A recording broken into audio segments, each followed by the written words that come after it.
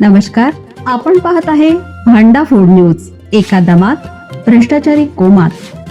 Social media, कर्जबाजारी, गुन्हेगारी, सट्टेबाजी, चोरी, मटका, जुगार, दारू, सावकारशाही, न्यायाच्या प्रतीक्षेत प्रशासन. भांडाफोड न्यूज. एका दमात भ्रष्टाचारी कोमात. कोल्हापुरात राजकारण तापलं, महायुतीतच जुंपली, भाजपा आमदार थेट मंत्र्यांना भिडला. कोल्हापूरच्या गोकुळ दूध संघाच्या राजकारणाला आता नवं वळण मिळतंय. मुंबई उच्च न्यायालयाच्या कोल्हापूर सर्किट बेंचनं 1320 संस्थांची सुनावणी पूर्ण झाल्याशिवाय निवडणूक घेता येणार नाही असे स्पष्ट निर्देश दिलेत.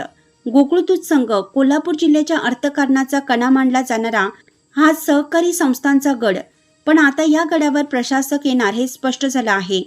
गोकुळ दूध संघाच्या अवसानातील 1320 संस्थांची सुनावणी पूर्ण झाल्यानंतरच गोकुळची निवडणूक घेण्याचे आदेश मुंबई उच्च न्यायालयाच्या कोल्हापूर सर्किट बेंचने दिले आहेत. त्याचबरोबर संस्थांबाबत निकाल लागेपर्यंत संचालक मंडळाला मुदतवाढ मिळणार नाही असा न्यायालयाचा स्पष्ट आदेश आहे. या निर्णयानंतर भाजपचे आमदार शिवाजी पाटील यांनी थेट मंत्री हसन मुश्रीफ यांच्यावर निशाणा साधला आहे. गोकुळमधील भ्रष्टाचार आता उघड होऊ लागला आहे. प्रशासक येण्याची भीती कोणाला आहे असा सवाल करत मुश्रीफ यांच्यावर गंभीर आरोप करण्यात आलेत. दरम्यान पालकमंत्री प्रकाश आंबेडकर यांनी मात्र हा सगळा प्रकार औपचारिक प्रक्रिया असल्याचं सांगितलं आहे. कायद्यानुसार मुदत संपल्यानंतर प्रशासक येणं अपेक्षितच असतं.